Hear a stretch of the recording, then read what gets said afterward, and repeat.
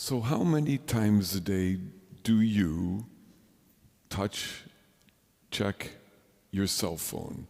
Look to see if someone texted, called, tagged, posted something for you.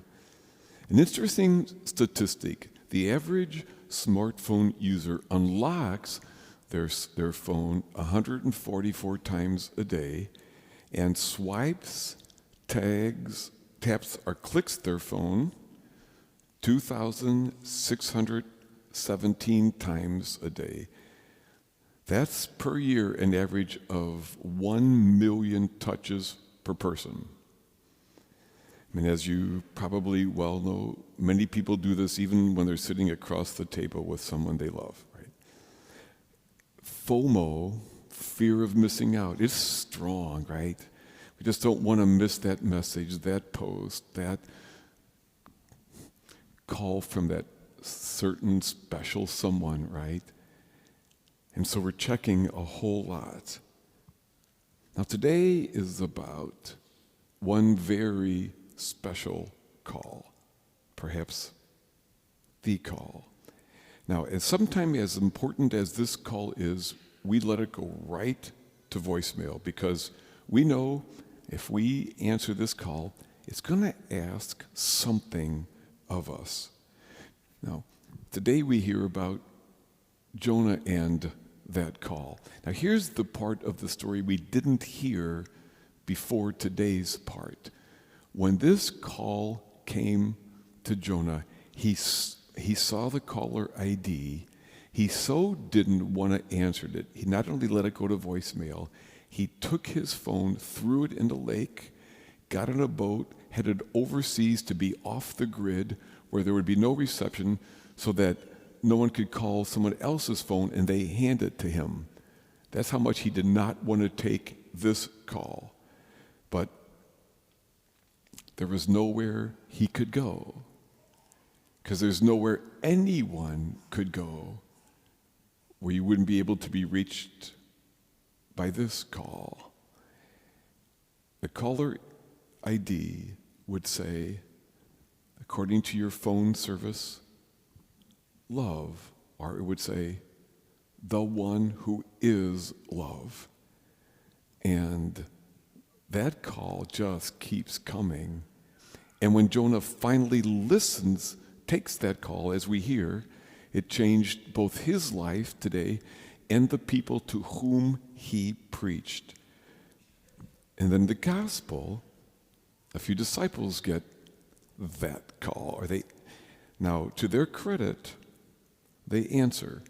It comes to them from the lips of Jesus, and it comes as an invitation to follow him, really to a whole new way of life. Today, then, is about you and I and that call. Now, I'm not talking about what we normally think of as a calling, one of the great vocations, priesthood, married life, dedicated single life, religious life. We do pray that more and more young people will listen to God's calling for their vocation in life. Now, this is the call that comes before that call. Each of those vocations, they're important. They make a real difference. They each come with their own temptations, and they each come with their own cost. There's a price to pay. But the call comes before and in the middle of that call. And here is the call. It is always this message. Do right now what is needed for love. That's the call. Now, I guess whatever might be going on now might be different than I expected 2 years ago, 2 months ago, sometimes 2 days ago, sometimes 2 minutes ago. And then there's the call. Do what is needed for love now. Last weekend I talked about the unique ringtones, so to speak, that God has for each one of us, because I'm absolutely convinced that God knows how to speak in a way that each person here knows. God is omnilingual. But today, the focus is on us taking that call, right? And whatever your ringtone sounds like, the message is always the same. So if there was caller ID, like I said, it would be love, or the one who is love. If there were an email, the subject line would be your invitation right now. If it was a TikTok video, any kind of meme posting, it would always be this: now is the time to love. What is needed in this moment? It is the call for each of us. So, what might God be asking of you now? I mean, beyond this self-serving suggestion that for right now, at least you pay attention to me. The point is, really, whenever we wake up to a moment, the one who is love is calling us right then to love, to do what's needed, right? What is the loving thing now? During the Civil War, President Abraham Lincoln would often enough go to hospitals to visit wounded soldiers. Once he visits a hospital and the crew all point him, the doctors there, to this young man who is very near death. The president sits down next to his bed and says, "Is there anything I could do?" The young man was pretty close to death, but he rasped out, "Could you write a note to my mom?" And so as much as he could, he dictated a few words of a message for his mom, and the president wrote those down. And then when he was finished, "Is there anything else I could do?" And the young soldier said, "Could you just hold my hand until the end comes?" And so those who narrate the story said the ward was extremely silent as the president just held his hand, every so often whispered an encouraging word, all the way until the young man died. That was what was needed in the moment.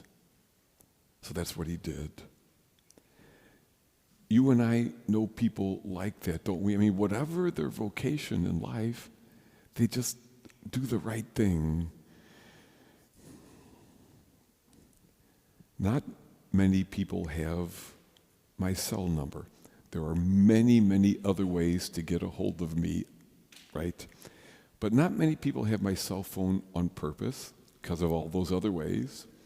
But if you do have it, you might know that sometimes I turn off my ringer, set it aside for a little bit, just because there might be something else I need to focus my brain on now. But there is another call that I pray that I will always take. It does not depend on my phone. And it is that call that comes both within the marrow and bone of my body and from without me. And it's always the call to love right now. And I will tell you, sometimes that call asks small things, sometimes things that feel like too much to ask, but it has always been worth it to me. Every time I have answered the call. So what might love be asking of you now?